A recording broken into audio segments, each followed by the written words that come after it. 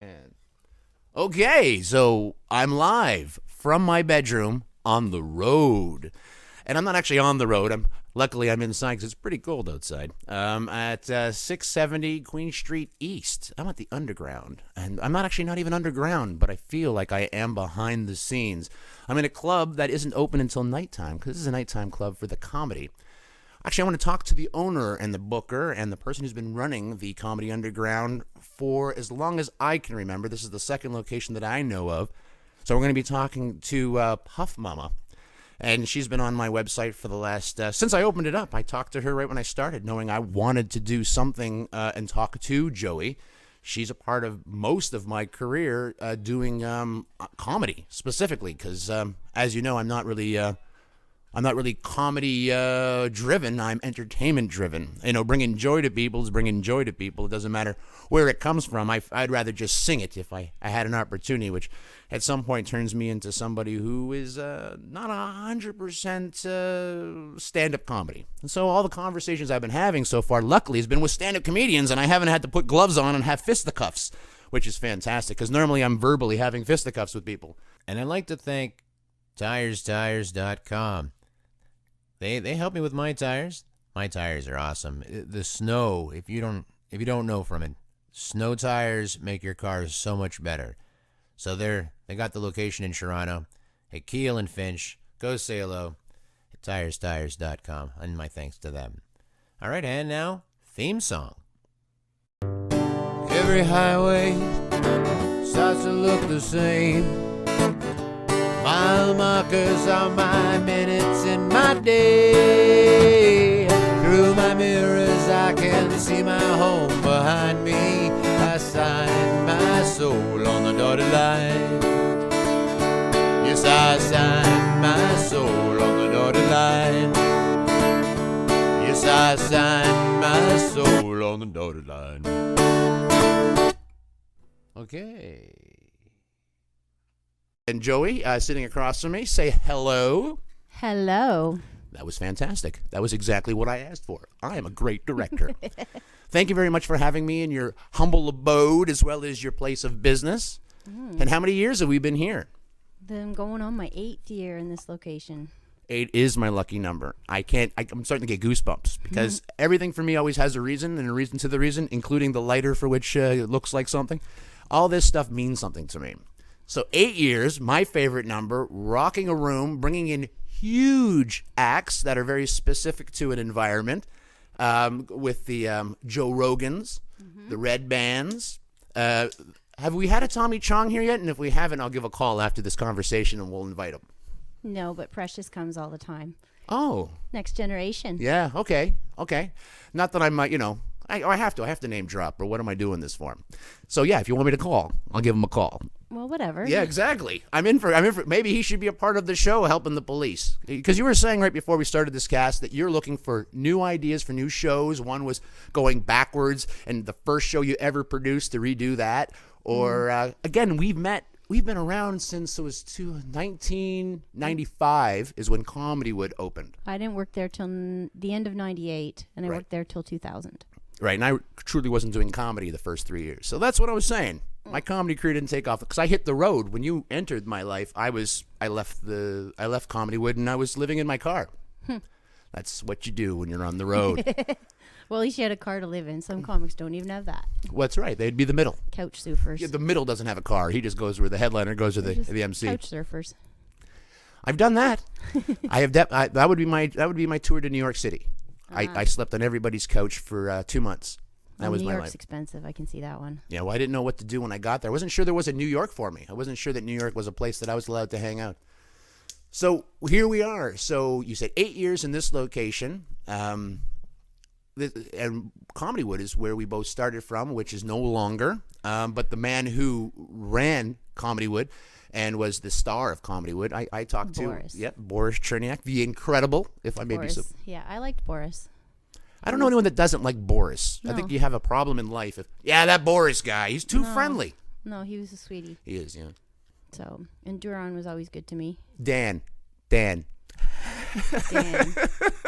Yeah, we'll go with that. Yeah, he was a good guy And, too. I'll give you that. And the only person I remember passing in that whole idea for the club was Dennis, and everything else seemed to kind of work out. I think I still know her, so it's its own thing, There its you own go. problem. Yeah, so here we are. So we're doing Here we are. comedy, I still see a lot of comics from that day. but they're still working as comics. Well, Dave Martin still is. Yes. He's just starting out then. Yeah, And Dave Martin. Christine Von Hagen, I remember from then. Yeah, match game now. I think And that's then- her match game no, fame. That's, That's but they Christine get Von along. Hagen, wasn't it? I think it Yeah. is. yeah, I think so. Yeah. And gosh, I think it was, I met Boyd there, but he doesn't remember me from then. We've talked about that. It was afterwards where we got close. That's funny. I actually saw Boyd Banks at Spirits Bar and Grill, and I said, "Hey, Boyd, remember me? You remember we met once?" at the- Terrible memory. Yeah, and he said to me, "Yes, we've met a bunch of times." Wow. And then he walks away, and I go, and then next time I see him throughout the meeting, a bunch of times. That's funny because Yeah. usually, Boyd has a funny memory that way, but Yeah. he's not ignorant at all. Like, but No. sometimes he just goes through life. I love Boyd. I don't know what to give Boyd Banks as He his. lives for the moment. Yeah, but what would you give him as his credit? Like, so the people who are listening would know to see Boyd my Banks. God. See, for me, he was. Well, there's two Boyds. There's the epic Boyd who's been doing stand-up for a very long time, and then there's the Boyd Banks who's been star of a bunch of Romero zombie movies. So he was in Land of the Dead and Dawn of the Dead, major roles. Oh, and great, the guy great. has like 100 and some odd movie credits to his name. Right. In So- thrillers and in horror No, films? like he's in Harold and Kumar. He's the dude on the operating table that gives him directions to White Castle. Right. He was the dad in Phil the Alien. He was Right. Okay, I'm so happy you're here. like That's Boyd Banks. and we play a game sometimes watching movies, whereas like Boyd does this sort of walk-on role. He's done like over 100 walk-on roles where he just says one line. He was in that 50 Cent movie, Live Hard or Die Trying. He was the guard that pushed 50 Cent in the cell. Get Rich or Die Trying. Get Rich or Die Trying. Thank Not you. that I ever wanted to know the name of that movie. But anyway, Yeah. he's just so yeah. So and every once in a while, I get a text from a friend. I'm like, "Oh my god, I just saw Boyd in this particular movie." And I'm like, "I didn't even know he was in that." And then I'll mention it to him. He's like, "Oh yeah, I was in that." Like it's nothing. But yeah, he shows up at Comic Cons and there's lineups for him just to get zombie photographs autographed. I have like he has That's a doll. fantastic. He has an action figure from Land of the Dead. I did not know that. That is from when he was the fantastic. butcher. Go on Oh, eBay. There's my. a Boyd Banks action figure. See, I am not a fan of that genre of movies. I'm actually I can't get into it. Like, not that I'm scared, but that's not how I entertain myself. That's I not. think zombie movies are hilarious. I never get scared. Zombie movies are hilarious. To me, Oh, okay. Well, that's good. they're not. I don't find them. No, if gory you at told me all. they're actually Scary. hilarious. I mean, I've said no to them. I like, tried to there'll be, watch like, Z someone's Nation. head will blow up, and I'll Yeah, like no. laugh my head off, and other people are like, "Ew." So I'm weird that way, I guess. Okay, well, that sounds like fun. Get to know you, get to know all about you. So Boyd Banks, that's great. Thank you for that. I don't think I would have been able to pull that down. Well, yeah, he's been actually he doesn't know it. You could try and tell him 8,000 times, but he wouldn't take credit for being like a big part of Toronto comedy or really pushing a lot of limits. A lot of people, you can see comics when he just lets loose on a stage, then they'll let loose. So he's very, it's like hot water, and it vibrates. Right. The no, next he's molecule starts vibrating. yeah. Anytime I see or meet him, I always feel like, what was the last thing I said to him? It was 2 months ago. He said, "So you getting up there?" And I go, "Yeah, I don't know what it is with this industry." He goes, "Yeah, once you're in, you can't get out. Like Hotel California. It keeps calling you back, doesn't it?" And he looked at Check you like, out anytime you like, keeps but you will calling. never leave. "Yes." Wow, Hotel California and stand up. Come on, I don't know if it's stand up or if it's the stage specific, because I don't I think think it's the need to get it out of the system. Yeah, because I don't think I'm 100%. Stand-up comedy is its own genre, its own craft, it's its own beat. I've had a guitar almost since the beginning, or at least a prop in my hand. That's been my... So stand-up comedy, for me, the purists that I've talked to, they are considered purists. So stand-up comedy is comedy coming from your mouth. It doesn't matter if you're using balloons or jugglers. Like, it's been defined. But the word purist now has to come to heart. I guess I hold purists to a very hard regard. And on this stage, is this a purist stage? Here at the Underground? Sure, using your wording, yeah. It's a purist, so no one Yeah. actually ever brings up a guitar or juggles. Or, Oh, I see what you mean. Oh, yeah, fuck yeah. We do all kinds of fun things. okay, well that would be for crying So out it's loud. more of a variety. Or I don't know. I was trying to think of a word for how I describe. I think the best word I can think of is unfiltered. Right, which we just Like, were. I just can't stand seeing people muzzled. Right. And I think stand-up comics are the last people telling the truth in the world, and we can't muzzle them. Right. So that's why I have an uncensored room. Right. And why I sometimes there's jokes that offend people, and then I have to go to the customer afterwards, like, I hope you understand. Most of the time, though, the comedian will actually get to the end of the joke and the person understands. Like one time Scott Thompson was here and he was talking about his cancer. So the beginning was a little bit like, whoa, but then he brings it back around if you wait. And this one lady, she just ran out of the room like crying and had to go running after him. Like, why are you so upset? Like, how could you just be like, F cancer, F this, F that, like, cancer's a serious subject. I'm like, but you didn't hear the end of it. He beat cancer, okay? Like, that's why he's saying that. And so you're going to get upset. So wait till the punchline before you punchline, wait till the punchline before you're really angry. Mike McDonald has another one when he's talking about near death, and he brings it back around, though, so you feel amazing at the end of it. That is the whole point. In my world, that is the point of stand-up comedy, is to take something hear it out. so vile to make people... educate people at the same time as say making the C word a lot. Some people can't stand the C word.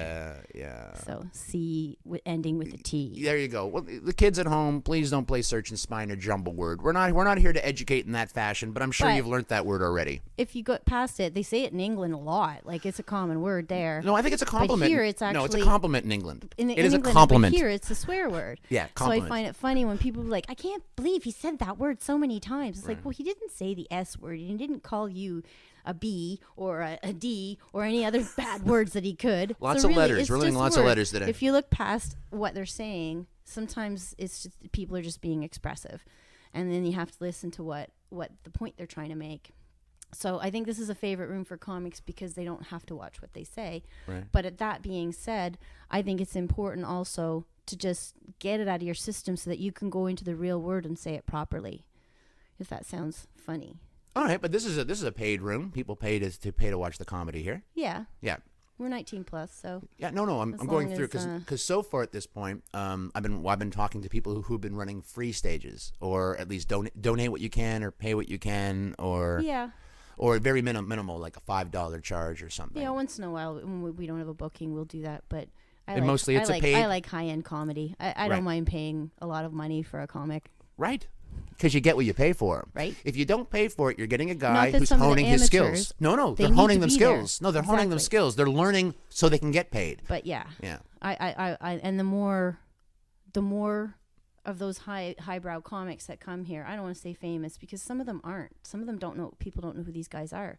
But then I'll import them from LA or New York or Denver, and people are like, whoa, that guy was really, really amazing. Right. Now, Ben Kronberg tells a lot of poop jokes, but in the end, I got thinking about it, and there was white people, black people, Chinese people, brown people, girls, guys, young, old. The room was packed with the most astonishing array of people, and all of a sudden I realized, I'm like, we all poop. And there was this bringing togetherness of like, and of course he's very intelligent, so he had a lot of really good political jokes as We're well. all in the poop together, But for sure. in the end, it really desensitized the room and got us giggling. Yeah, literally in the end. That's fantastic. So I'm happy when comics work out. That's definitely what you're doing here. You're here as a promoter, as a booker, and a guy who's running a room. And I called you a guy because have you not noticed? I'm one of the guys. Other than Mitzi Shore there in L.A., a female name is not thrown up. But Mitzi Shore is the female name. I've heard of her. Yeah, well, many times. Right. But this business is so male-driven. When I was at the Hot Box, I was talking to the booker/host there, and she's going for bigger and better things, Amanda Day. And we were talking about the Hot Box, and then I talked to you, and you said you know about the Hot Box. Yep. And how do you know about the Hot Box? Well, shortly after I was not working at Comedy Night anymore, and we used to do these events at this place called the Latvian Hall, and they were really good comedy shows, and we let people come in and do their thing, and then Abby, drink who's tickets. the owner. It was drink tickets. I remember drink tickets from the Latvian Hall. Actually, we got liquor licenses for those stores. I remember being like, they're not checking up on me. Why aren't they showing up to look at my license? Right. It was the funniest thing. So yeah, I learned a lot of lessons when they realized that they don't care about our culture per se, as long as we're not pissing off the neighborhood. That's really important. All right. Abby liked that. She's the woman that runs the Hot Box, woman owned, and she came to me and woman said, owned. Can you put together a comedy show? So I went to Dave Martin and Dave Martin basically was the host and did that for a good year. And then Dave Martin passed from it off. Sirius Radio fame now, as well Yeah, as so he still comes here lots, and we passed the show along, and now Amanda Day has it. And it's doing. So really how long well has that? How under long has that been Amanda. going for? When did that Latvian Hall? What year? What were we doing here? Okay, Like- well, the summer of legalization, I do believe. Please get me wrong. Is either 2003, maybe 2004. we're asking someone who partakes to do a memory Summer test. of legalization was basically a summer here in Toronto where a piece of legislation passed for just a little bit while, or didn't pass. There was this. It was a moment. It was a eclipse. window. It There was a just window. an eclipse of some kind, Mm. and it was so long ago, like 12 years ago or so, at least 10. Anyway, Was it provincial or federal? just Toronto Municipal. or just Ontario. It was on Now provincial. Yeah. Okay. So, long story short, it protected 3 demographics: people who wanted to smoke weed, people who were gay and wanted to get married in Toronto, and for some reason, how it included draft dodgers that didn't want to go to the Iraqi war. So, for 2 straight months, the city got flooded with all these people coming to Toronto to smoke weed because there was this. It wasn't illegal, but it wasn't legal. Right. I remember that. So that. long story short, it was just this like gray area until they fixed it. Right. And When so did they fix there was it? all these draft dodgers coming up from the When States. did they fix it? Because if it was, It was 2 months 2003. later. It was oh, it was only just for months. 2 months. It's a window. Yeah, it was just a 2-month window. And so and then all these gays came up here and got married. I think I like but that it was as an well. amazing 3-way demographic. But no one's getting married here on this stage. no, but if anyone asked, I'd say for sure. So you understand that, I'll kids? make you a cake. If you're looking for a place to get married or have an event, do you rent We this could, place we out could for get events? an Elvis too. Nice. That would be awesome, eh? To I get got an Elvis, married. marry a gay couple in my room. Oh, How about a gay that's pretty Elvis? epic. Whatever, yeah. Yeah. long Eating as- a fried banana sandwich. Sure. Yeah, that'd be the thing. With That'd be- peanut butter. Yes, gotta have peanut butter, or why is there banana on that sandwich? Always. I was just qualifying the bananas fried. Yeah. Right on. Yeah, Anyway, yeah, I'm with you. So Abby started that and hasn't stopped. And, Abby started the Hot Box, which is in the marketplace over there, Kensington Market, and they've moved twice to my knowledge. Yep. They used And to- you've moved twice. This is the second location of the Comedy Well, Underground. that means I've only moved once. Right. So You've moved once. I've moved once. That was hell. Although thankfully it was just down the street. So we did half of it in a truck and half of it in my hand dolly. You walked it. Yeah, I did. Yeah. It was awesome, actually. Yeah. Look at all these homeless people. Nope, just moving. Actually, I totally remember that day. It was a really hot day, and I had some friends that were sitting in Prohibition, and their windows were open, and I did a bad thing, and the waitress wasn't looking, and I leaned in and chugged half a friend's beer. I remember thinking it was such a stoner day. Okay. Anyway, and I don't know you why, I too just can shoot remembered that. to higher things. And That was a bad open your thing I own did. room. So the hot box is still going. This room is still going, and the Latvian room. Well, no, we ended up not being able to do shows out of there for a while. We did, I don't know, 3-4 years of shows, but then they changed ownership, and the new people weren't renting it out, or they This is your weren't motivator to start renting your own us. show. Is this the motivator? Well, I got thinking too. I'm like, well, I'm paying all this rent there and other places where we were doing shows. They're like, I could just pay rent in one place. It wouldn't be much more for all I'm paying everywhere. And that's how we started. And down the street was cheaper than here. So we had to upgrade when we came here because we needed more space for the people. So who's on these shows? The Latvian shows. who was on them? Oh my goodness, you were there. I was there. And I was there. I believe the show I was on was Paul Haywood, Haywood, Dave Martin, Dave Martin. Rodney Pentland. I was going to say, bless his heart. Yeah, Rodney Pentland's no longer with us. I'm actually not too sure what happened right at the end, because when I saw him in the hospital, he looked like he was doing okay. He had an operation. He had something removed, and then And there was JT Huntley that show too. right. Bless his heart. Oh wow! Actually, my heart just moved. But yes, but that one's a weird one too. There were 6 people, and 2 of them we miss. Yeah. And Yeah, 2 are no longer with us, and one of them on paper is a weird little story. People will tell me that he had taken his own life, and I will tell you I was told he had a heart problem, and that's what took place. JT. JT. Yeah. I don't want to know. I don't want to know. I'm gonna live my whole life knowing that. I'm sorry if some people don't have a strong ticker, because he was a great guy. He had zest for life, and he looked like he was on the path. Like he was upset, and then it looked like he was on the path to what he wanted to do. Like I saw him angry and bitter, and then he looked happy as all get out the last 9 months I knew him. Well, manic depression's a funny thing. He could have been that. Most comics are. Hold on, did you say he's manic depressed? Like, do you know that? No. Oh, okay. But I'm 'Cause just I'm saying, bipolar. 90% of comics, I'm sorry, whether they're Performers. I'm diagnosed gonna go or with- not. I'm gonna Actually, I go- think Mike McDonald says that. He says all comics, Nice. undiagnosed or not, they're manic depressive. Some of them don't know it. Okay. So, and I I don't think that's a bad thing, straight up. I think it's a power. I think that manic depressive people are superpower people. Yeah, but you They're need to have X-Men. people around you on the lows because the lows are ridiculous. Yeah. I would say when I say, how are you doing? I really mean it when I say it to comedians the most. Like, especially with I know they're not only comedians, but I recognize myself as a comedian. Hi, how are you? No, seriously, how are things? My No, brain you starts always thinking gotta two things. ask, and No, sometimes you got to ask a second time. and honestly, folks, if someone had made you laugh, given you a piece of joy, shared themselves with you, look that person, be it Robin Williams, whoever, straight in the face and say, "Thank you, you made me laugh." You don't have. People don't understand mimicry being the form. At the same time, I'm just going to hold off for a sec. There's a lot of times I've noticed that the crowd comes and they're hungry and the comic is feeding them. And that's very depleting to a person on the stage. So sometimes, even at the end, I've thought about this. I thought, even when they're thanking them, they're still taking. They're saying, you gave me something. Rather than saying that, I want to get out to people in the audience to say, you're an amazing person, keep going. Do you see the difference? Yeah, no, actually, I just got it. So instead, So you've sometimes I fulfilled notice me, that a lot of pay people it forward, saying, "Do that more. Do that You more, must pay keep it doing forward that." it. Yeah, you're and doing I've awesome. noticed that response that the comedians That was good. get a lot better.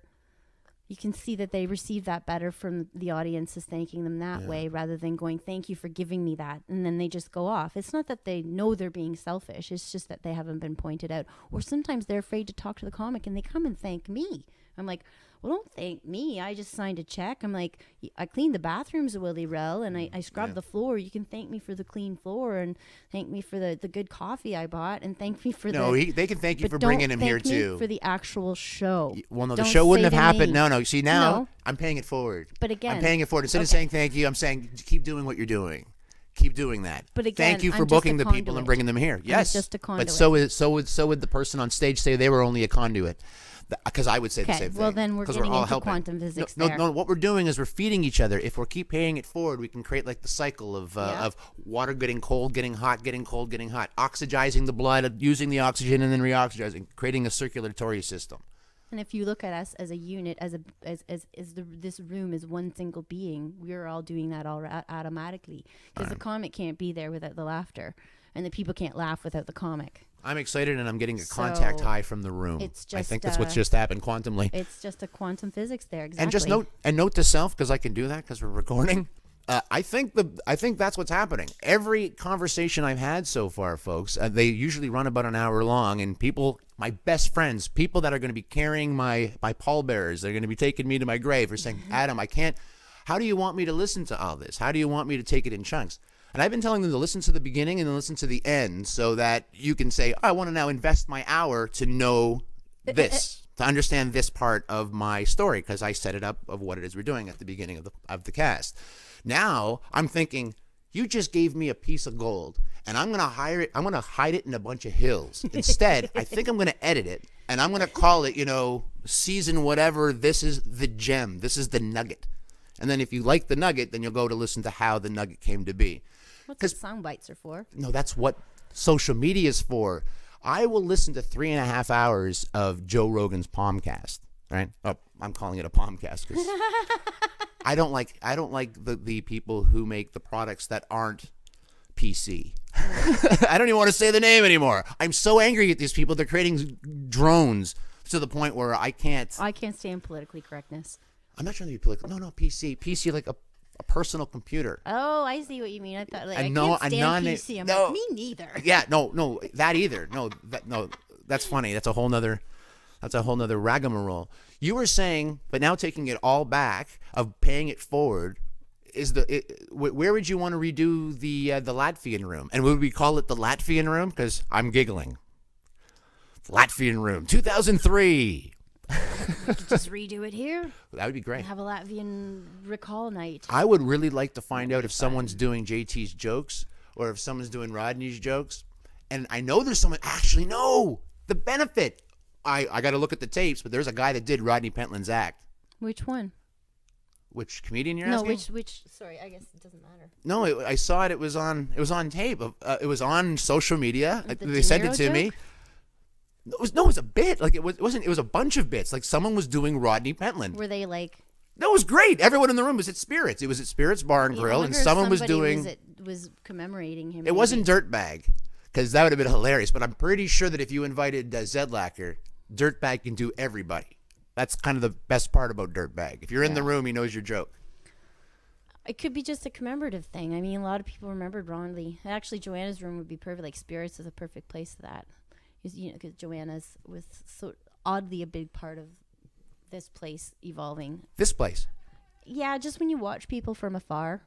I go to Spirits a lot. I don't so much anymore, but I did before I opened this place. Definitely, I just sit in the back of the room and drink with Boyd, and I remember always being really enthused by that. And I always find it funny. I went to that show and not Eaton House. Eaton House is closer, but I'd end up at Spirits all the time, and I just really. Who ran Eaton House? If you don't mind me asking. She started that one. She's Eaton House as well. Standing on the Danforth, the show. No, there. Standing on the Danforth. I knew. I didn't know. I didn't put Eaton House together. Why? I don't know. Oh, Eaton House has been there a long time. Right. She did the show Standing on the Danforth. That's the show I know. And that's But who was at the Eaton Sandra's House? doing that now. Sandra Badalini's doing that now. Okay. And Is that an open mic? No, I think you got to book it. I don't think. I think you can't. I mean, there's comics that just show up. I've seen comics actually just manage to get on, but that's because they've been there a long time and supported it. So anyway, but yeah, there's So through the vision of Joanna and the vision of there's a few shows though I saw that were really inspired me that way, but in the end, it was mostly frustrated that comedians were being muzzled. Like I just found that was one of the biggest complaints. Yeah, I'm a part of the muzzling. I'm a part of the muzzling is the Here's thing. an example though. That's when Absolute opened up. Okay, Not to Absolute knock Comedy. them. Yeah, not to knock them. Eglinton, Not Young and knocking them or Eglinton. not. They have have a different- rooms right across Canada now. But they have a different business plan than I do. So I'm just starting off with that they banned Boyd. They had a list of comics who were to never perform at Absolute. And Boyd was on that list. Now, hold on. And when I found that You're privy to a list of comics that aren't allowed just to Boyd, because he told me. Because he got told never to perform there, basically. And he was like, can you believe that? That's hilarious. I'm like, you're not upset? He's like, no. If someone needs, like, if you need to have a comics muzzled, then you should put out a list. You know, if that's your mandate. If you're going to have a clientele that doesn't want to listen to the C word 18 times in one night, yeah, you should put out a list. Okay, guys, hey.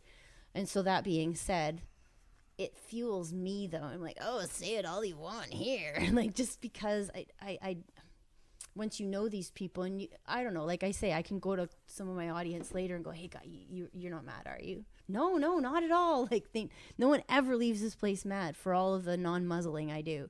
And I find that sometimes I've seen some comics really let loose. Like, okay, Mark Trinidad's an example recently. You pull him up on YouTube. He's in a nice suit. Yeah, no, clean he's sets, a professional super pro. super speaker. And he got in here and he let loose. Nice. I was like, I love this guy. So 65 people, or 65 plus, were capable of walking away going, that's not the same guy. Exactly. And for me, that's the live experience. That's what the live experience is supposed to be for me. But so that being said, I don't want to stop like any of the big chains from doing what they're doing, because there's a lot of people that can't handle what's being said in this I room. agree. I'm part of the thing, yeah. And I always call these people who walk on eggshells, because I don't like the word political correctness. But there's so many people walking on eggshells, afraid to offend this person. Oh, I'm afraid to offend that person. Oh, I better not say this word. That person might get upset.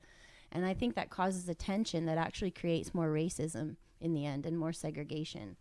And I sort of feel in an odd way that by engaging that rather than ignoring it, you feel the racism melt away in this room a lot faster when people are saying the N-word, or people are saying the C-word, or people are calling each other this and that.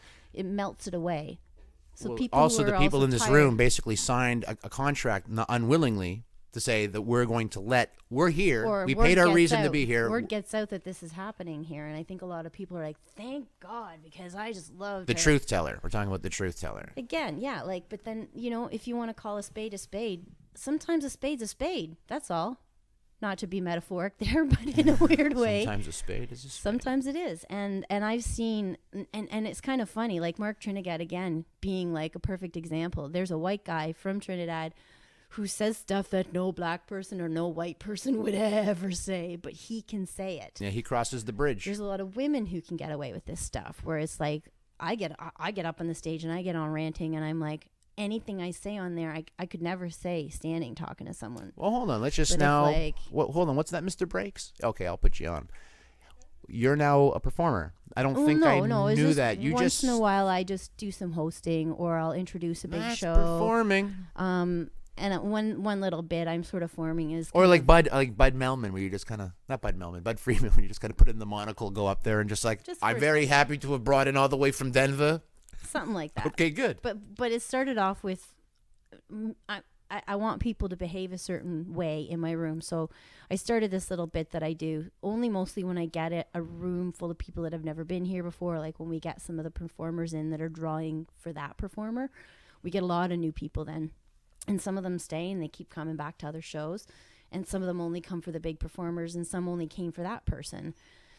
But sometimes they forget little things, like you can't light cigarettes in here. Well, yeah, because you're having such a good time. I mean, you're just having such a good time. And I mean, well, people are like, well, marijuana is being consumed. It's like, I know, but the government gave me the right to do that, and it won't kill you. But tobacco is wrong, and we're actually breaking laws when we do that. Another rule that I don't think people quite get is taking photos and videos. I can't. I'm going to be the last person in the world to really just no video in here. No cameras. I'm the only one who's allowed to do it because I am not going to disrespect the comic. Is there a sign anywhere that says that? No, because I do it every time. And I'll get up there and I'll tell people, could you do me a favor and just put your phones off on silent or even off? Like, we're not paranoid. Do you we sell just tickets? want your attention. Do you sell tickets? They're an actual printed ticket for any of these performances? No, but I purposely, no one reads shit. So that's why I do it on the, on By the way, shit is CBC friendly. No, Is it? Up Shit's Creek. It's a whole nother how you spelt it. Oh, I spelt it with a CH, of course. You know, why wouldn't you? Anyways, so basically, no, people don't read things. You could put all the signs in the world, and it'll just make me look like I'm, being anal retentive. But if I say it on the stage, I pull out my own phone and I go see these things, and rather than telling them you're not allowed to take video, I go, could you just turn them on silent or vibrate or off? That would be amazing. We're not paranoid. We just want your attention. Because really, in the end, that's what I can't stand, is that someone isn't living for the moment and enjoying for the moment right here and now what that person's saying. And they're trying to take video of it. The real reason is that they're stealing. But you don't want to tell a person that. You're a bunch of thieves. These people are working hard to get your jokes out, and they're providing you an experience. And now you're going to go put it on YouTube? I won't allow it. I'm sorry for stealing your thoughts right now, because that's what exactly I'm doing. But in the But I end, think I told you've you I'm asked me recording. for it. No, You know you've we're asked me. recording, it's not right? stealing. I'm giving. But in the end, Nice.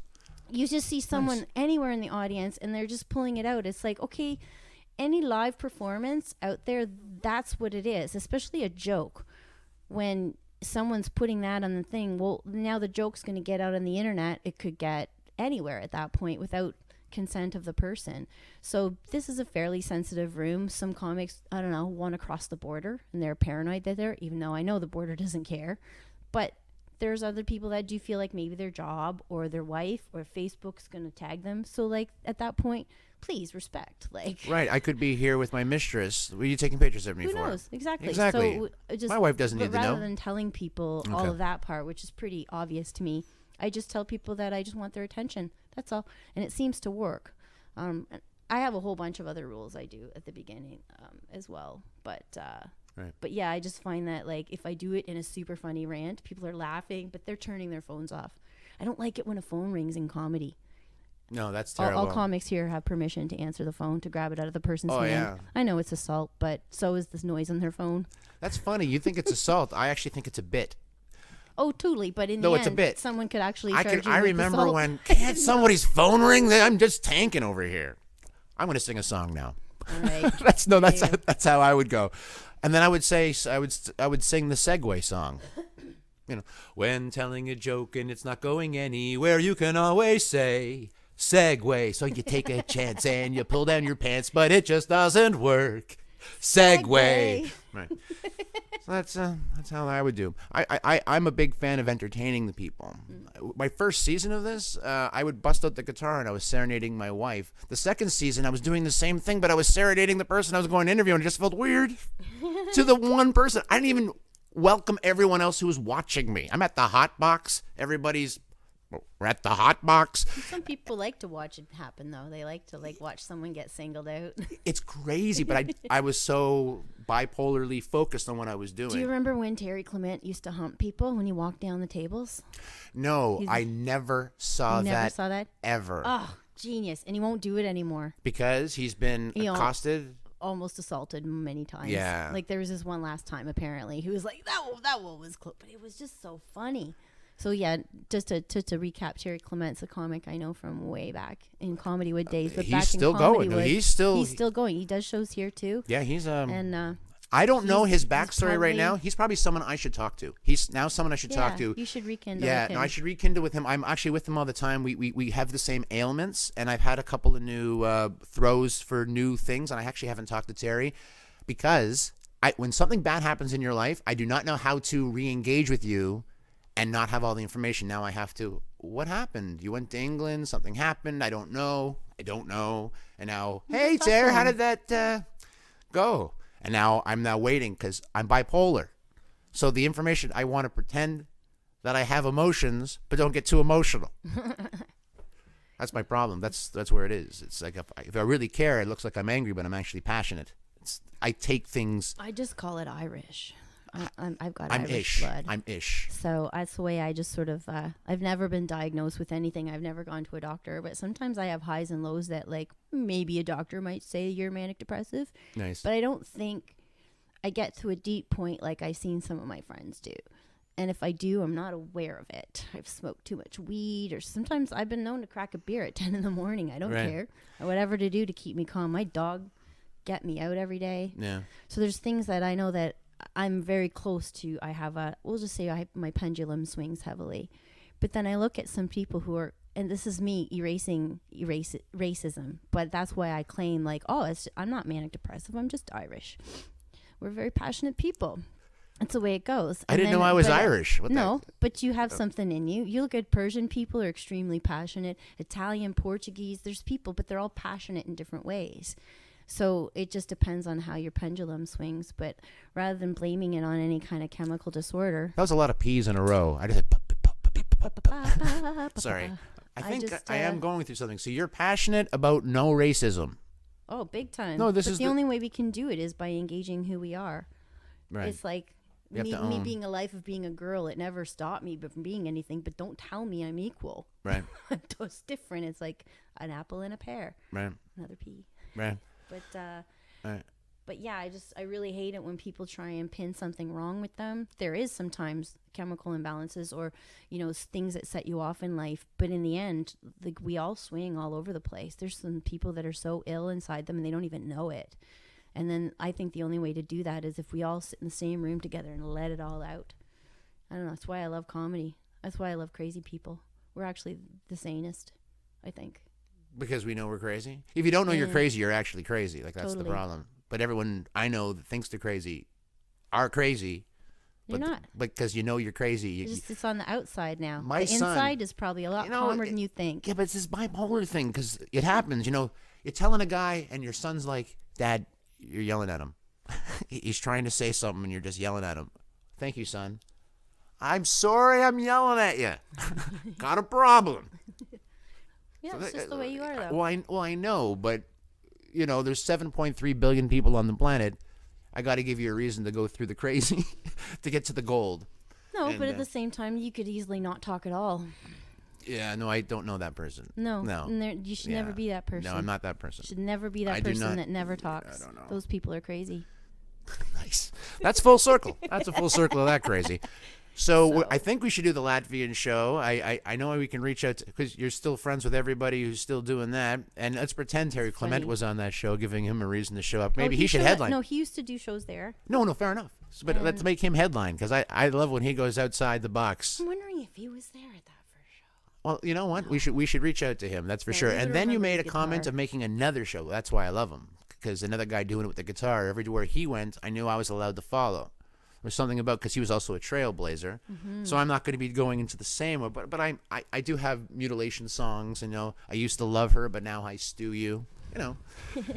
So we all had our thing. But he's definitely somebody who allowed me to take one step farther to Nutsville, and I thank him for it. Moving forward and then backwards, you were talking about other shows that we wanted to come up on the stage. I just wanted to make sure that we own the other shows that might be coming up.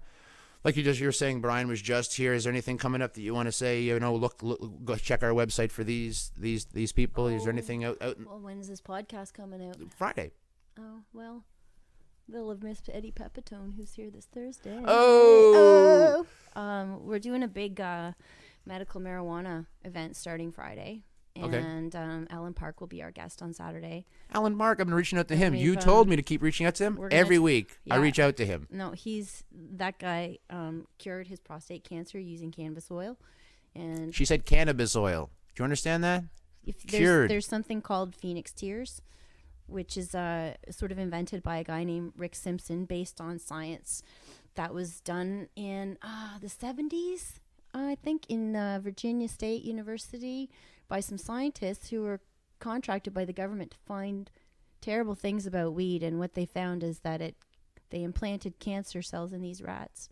And then they decided that, we're going to try and exacerbate the cancer with this weed. And it didn't. It cured it. And all of that was shelved for 20 years. So, stories like that just make my brain hurt. I think that was Gerald Ford that shelved that. Anyway, Rick Simpson, who I think he is originally from the East Coast, but now he's in the West maybe. Anyway, long story short, he started this creating oil, which is basically just making hash oil reduction down to a paste, where it's so thick and goopy.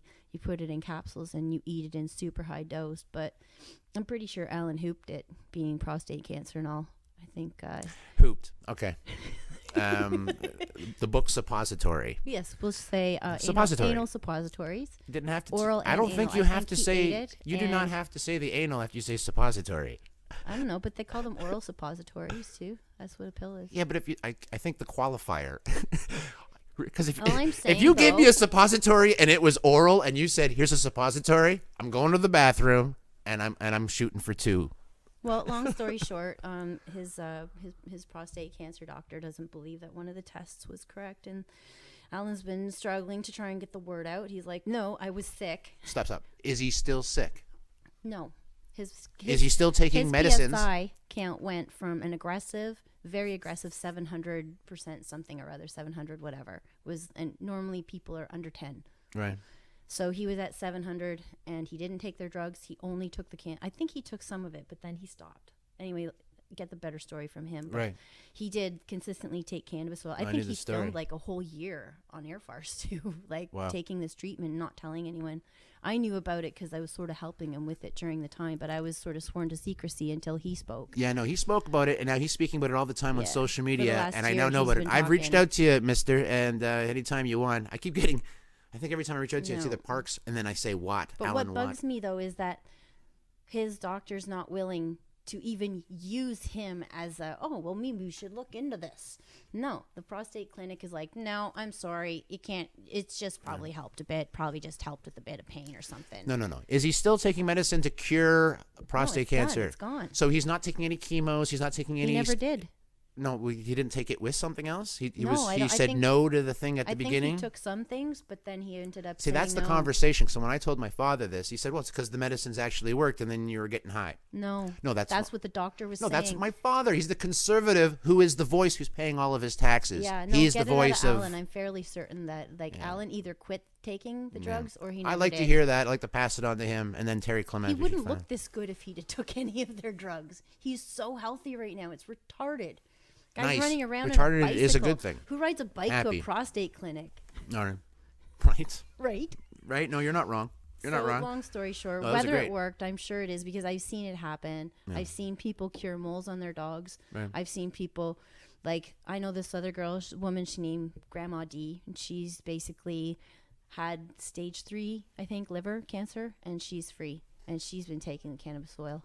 So I'm not going to say these people are cured because of it, because I'm not a medical doctor and I don't want to say it. But boy, coincidences are pretty interesting that we all listen to this guy and suddenly it all better. I don't like that it's a derivative. The derivative The derivative is the problem. The government's saying you can't own a derivative. Hash is a problem product where marijuana you can have medically. So you can't make oil.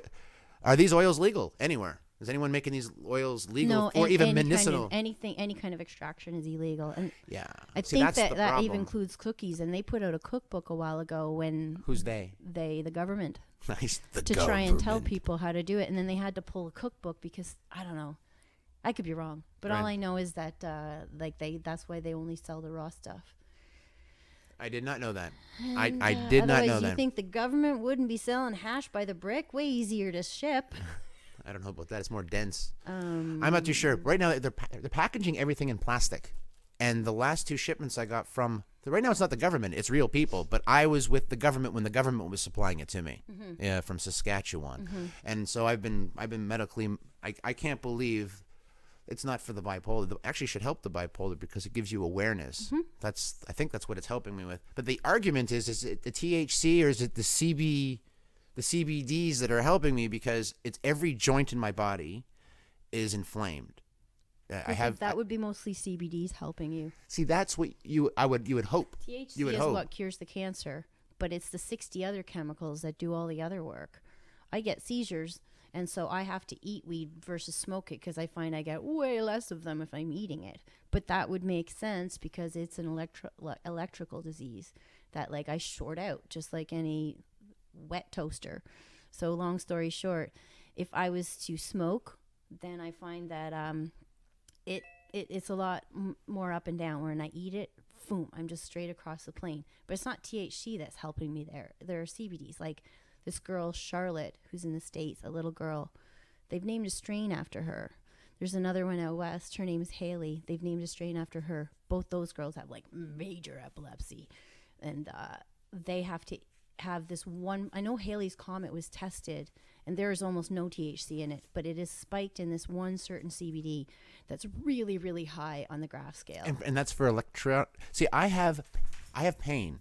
Pain is different than electrical problems. Well, I know, but you're saying that's the CBD. That's what I call it. But I'm just saying that the confusion, I think, in the populace, not necessarily scientists or anybody who's growing, they all pretty much know what's going on. But there are 60-odd chemicals in a pot plant that work. Right.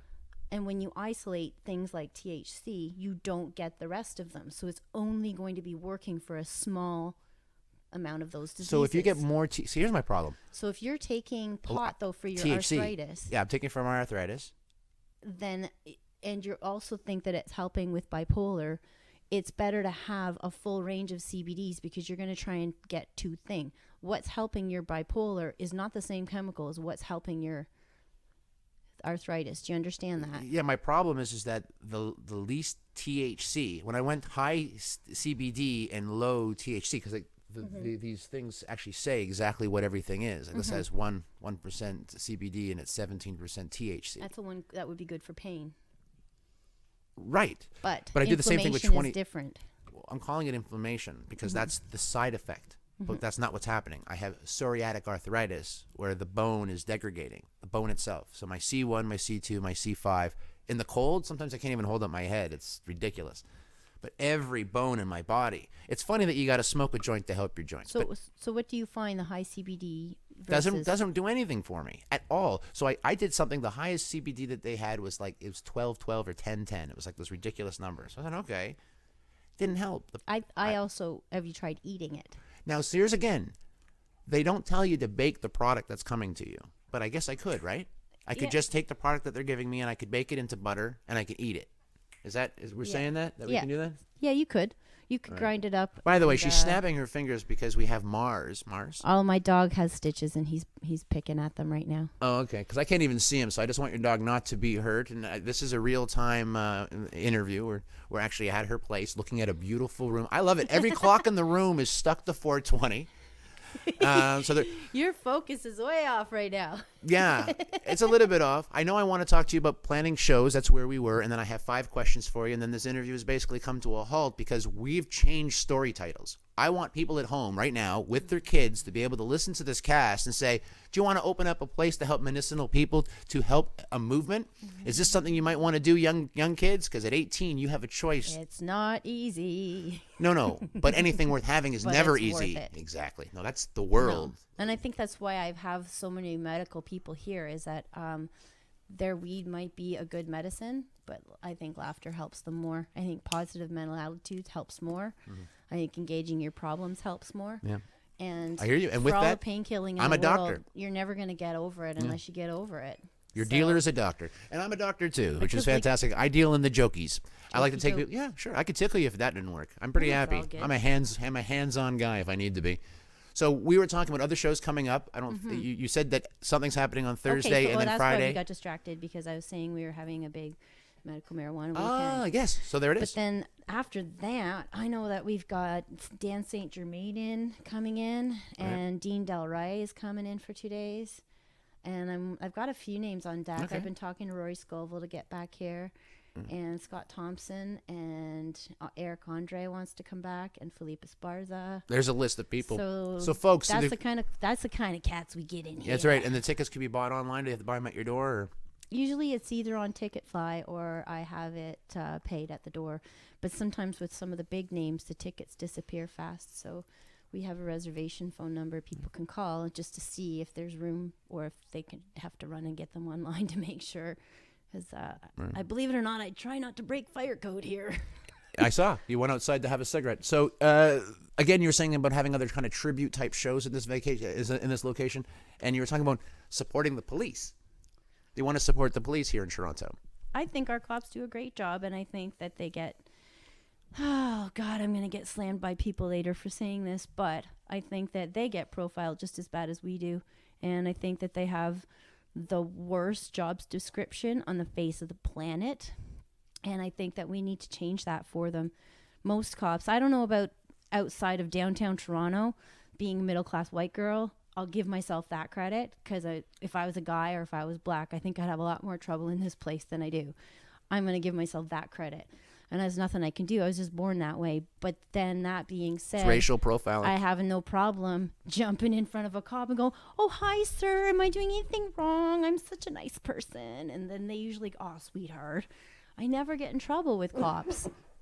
And I'd like people to understand that they're sitting in a really horribly frustrating position. I have seen situations go down where my friends are being douchebags and the cops are rolling their eyes, and I can see it. Like, they wouldn't have busted you if you were nice. Can we say douchebag? Can we say douchebag? I think so. All right, we just did. Ladies and friends, tell your kids what that is, because I don't even know where to start. Oh, it's just Have them have a salad. Start with a salad. Moving forward. okay. Anyway, long story short, I think that if you're not a jerk to a cop, you're never going to get that. If you respect what they have to go through, that they have this code that they have to sort of adhere to. And I know that this even works. Like, say you get stuck in a racist precinct and you're told to go and do your job. Hold on, the whole precinct is now racist? I don't even know what you're saying anymore. I'm sure there's downtown police precincts are different than small town police precincts. Right. But I'm just saying, say you get assigned to a precinct and it just happens to be that the sergeant's really racist and everybody else is racist. You can't go against that. Like, you can't be all like, oh, I let a black person off because what? God. But then say you had a sergeant that was really forgiving and really amazing in that department, but hated pot. And then suddenly you let some, kids go by, oh, they only had a joint. But God.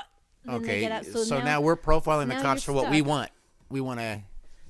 Well, that's what we need to change the legislation so that their job descriptions change so that they can focus on real crime. Yeah, but we can't. What's that fundraiser going to do? We're going to put money towards No, but focused on real crime? I know for a fact that if I tried to put my club in a different neighborhood, it wouldn't fly. My neighborhood doesn't complain about it, You're so in they don't come Toronto. and bother me. All right. But if I was in a small town, it didn't matter whether the neighbors would complain or not. They would still come visit me. Okay, as a creative producer, this is what I suggest. I suggest you go to this racist club Actually, not the racist precinct, because that doesn't help us. Let's go to the pot hater precinct. If we know that there's an actual pot hater precinct, like we actually have. Some precincts are way Perfect. worse than others. Perfect. Hi, how you doing? We know you're way worse than others, but this is what we want to do. we can't all the tell proceeds of this show are going to go to whatever funds you want. We're going to put your name under the thing, and I'm going to invite 6 of my closest friends to tell you a story about why you need to open up your hearts.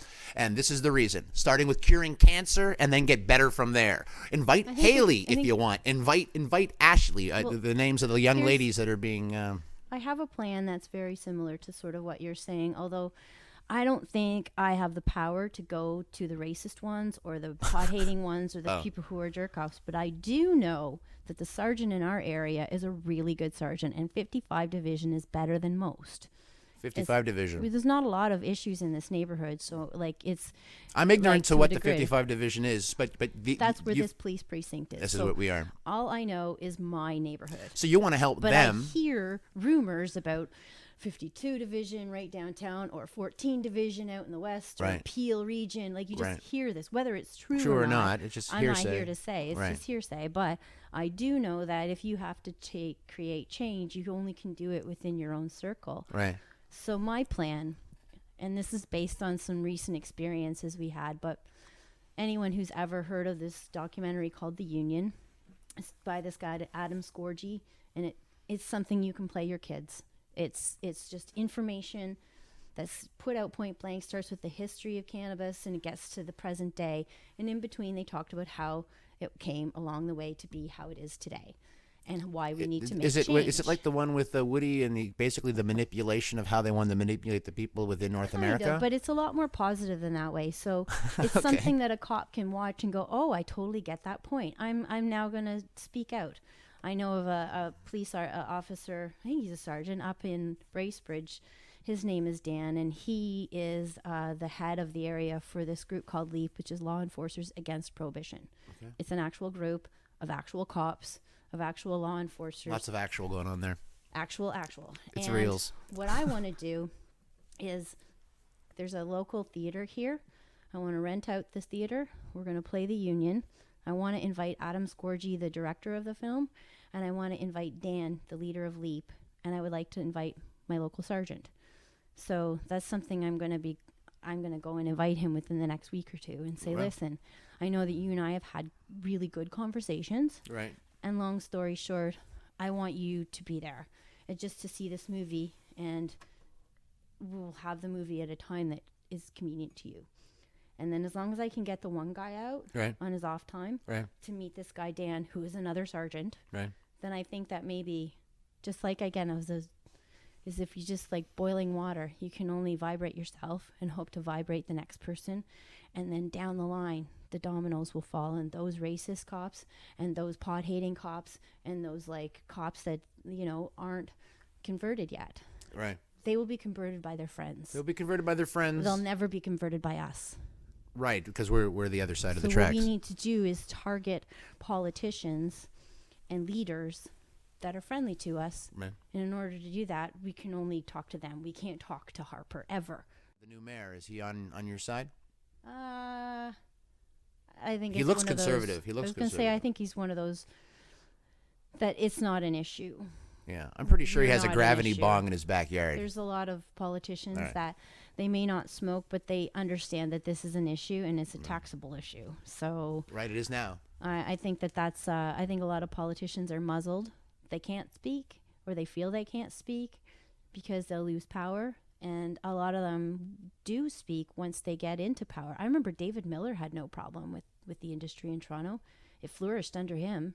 And then it really flourished under Rob Ford. But when you do less drugs than your mayor, of course you're going to flourish. All right. Where's the drummer? He didn't give me no rim shots today. So I have 3 boys, and they're my motivator. And this is another chunk. And at some point, I'm going to have to come back and have you sign something, because this is another part that could be turned into another segment, which is I got 3 boys. Mm-hmm. And basically, doctors try to make their kids be doctors, lawyers. I'm a professional crazy person, so I'm showing them how this could actually work out. Get a sponsor, telling them follow your dream and see where it leads you. And I'm talking to people who are following their dreams. And here we are. So I have 3 boys. I say my oldest, my second oldest, and my third oldest, because I don't want them to fight about anything. And they have questions. The first question is from my oldest. And his question is always, so you've been in the entertainment industry, you've brought great acts to the city of Toronto, you've helped start and flourish other clubs, helping people speak their voice and make sure no one is muzzled. You seem to be an activist in every form in dealing with municipal, provincial, and I don't think federal yet, but it looks like you might have some reach. So I don't know if policy or politics is in your future. At this point, I'd just like to ask you, what up? What up? I mean, where am I going in life? Sounds like a weird place, but I feel like I'm just here to feed the troops. Feed the troops. Yeah, I think the people in the audience are the troops, and definitely the people on my stage. They're out there speaking their minds. They're putting their whole selves on the line. Right. Like, I've seen comedians lose careers, not only let alone stage time, because of things they've said, and things that weren't that wrong, or things that needed to be said, or whatever. But yeah, mostly I just feel like there's 2 things that we're engaging. We're trying to get the truth out of whatever is going on in the world, and trying to get people to be unified. And I think trying to help normalize cannabis so it becomes legal. But there's a lot of fighters in here. Guys from the MMAR Coalition who got the injunction that stopped Harper from stopping the grows. They hear all the time. They love this place. But I want to give them a home so that they're nice and relaxed and they're calm. It's fantastic. It's like how they send comedians out to Afghanistan to give them, like, some hope. There's quite actually, we have had at least 2 comics here that have been to Afghanistan as well to entertain the troops. Right. Sam Tripoli was one of them. I thought that's amazing. So you go off to Afghanistan and you feed those troops, and then you come over here and you feed my troops. Like, it's just a funny role. But I will be talking to someone who's just got back from the other side of entertaining the troops, and I'll pass your wishes forward. This is fantastic. I like how it's all kind of spiraling. I just need to know how to put it together as a story producer at this point. But that's a great answer to that question. My mom, by the way, also was given a prescription for edibles.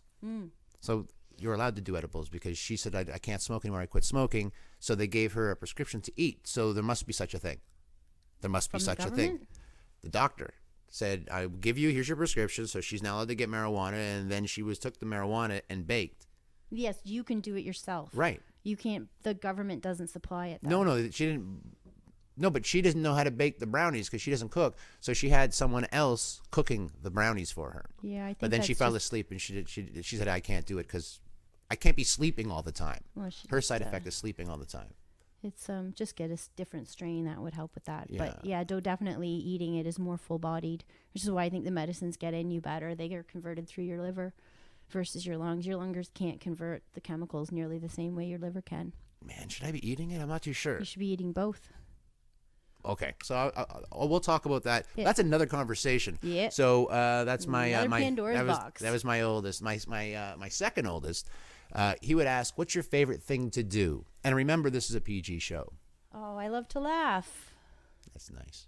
I just I love watching people laugh. Now you're a voyeur and laughing. You can watch people laugh. Oh, even if I'm horribly miserable, if somebody else is laughing, I'll get out of it. Watching people laugh. Yeah. I'll laugh. I like that. I laugh more when I see my my wife laughing, and then I'll think about it. I've watched the audience funny. Sometimes more than I've watched the comics, especially if I know the comics routine. I'll start looking around the room to see people's reactions. No, you know what? I think I do that too. Okay, all right. So you want to see that? Yeah. Of course. Well, I'm always normally involved. I want to make sure that like everyone's getting what I'm getting. Right. Anyway. Only if I'm involved in the show. If I'm not involved in the show and I'm a troupe, I just sit there and if I haven't seen the comic, I can't look at the audience. That's what you said. Yeah, totally I'm watching. engrossed. Yeah, I'm watching too. Or comics who change up their sets a lot. Right. I get engrossed. So. Right. Well, that's nice. That's Big nice. Big Jay Okerson. I mind you, it is crowd work, so you are watching the audience. But I that guy's set is never the same ever. Because he does crowd work, so it depends on who's in the room. So yeah. Okay, so what's your favorite thing to eat? I don't have a favorite food. I love all food. All food is good food. I think there's a couple things I'm not crazy about, but I'll eat them. So what's the last meal, like if you're death row? Brussels sprouts. What'd you just say? Oh, I thought you said the last thing you'd eat. Sorry. No, I said it's your last meal. You're on death row, and you went Brussels sprouts, and then I saw. No. What? I was saying if that would be the last thing I'd eat. Like I'd eat them, but I'm not crazy about them. This is not a good On part the of the other hand, show. what's my If I was for to get kids. a last meal, No, you love Brussels sprouts. do I get wink. to make it, or just somebody else making it? Oh yeah, no, you don't have to be Ooh. making it. I didn't say what's your favorite thing to make. No, I just because that makes a difference. I know. No, I know. I might change up Because if questions. it's me making it, it would depend on what's available in my kitchen and what I felt like for the mood. But if someone else is making it, you can never ever screw up shepherd's pie. It's probably my favorite thing in the world. Is that with or without the corn? I don't care. Oh, you don't with or without I want the corn. the potato and the meat, and I want the With or little without corn. spicy pepper bit. And that's about it. So I don't care if there's vegetables or not in it. I think that's probably one of my end of story because no one can screw it up. It's always different. And the same. It's different and the same. Yeah, so I think there's only one time I ever that it wasn't very good and there wasn't enough beef. Anyway. So And so that's that's that. that's real. That's a real story about making it yourself. So you whatever's in your kitchen. I don't know. It'd be some craft dinner. but then I you- love craft dinner. That's awesome. But if someone else was making me a meal, I don't know. I think it's what's your favorite thing to eat? Like I'd go. Yeah, I heard what you went with. It's all about. I like your story. Am I making it? That's a funny twist. No, I've asked the question now 36 times. No one asked, are they making it? What's your favorite meal? Am I cooking? I never heard that yet. That makes me laugh. Then I might make something really spectacular. I'm a Yeah. real good cook, but not everyone else is. So, but I feel like but if the some question is chef- very if I'm personal. stuck- It's if your I'm personal stuck in a question. hospital, What's your favorite thing even to a eat? hospital could make shepherd's pie. Even a hospital can make shepherd's pie. Oh man, it's becoming daytime. People are calling. People next door are starting to get moving. This is a hustle There's and a a fitness bustle. club next door. Well, that's good. It makes. But you work at night. They work during the day. This is a fantastic business area. It Kind should of, be. yeah. It should work out very nice, and we can get louder than them because we have microphones. Wah wah. That's how she goes. So we have favorite thing to do, favorite thing to eat, and now we're moving on to my third oldest. And my third oldest would ask you, what's your favorite number? My favorite number. I always picked 11 because it was the day I was born. That's a good number. What's your favorite color? Blue, Blue's your favorite color. baby blue. And is there a Sky reason? blue. Reason? Don't know. I just like staring at the sky.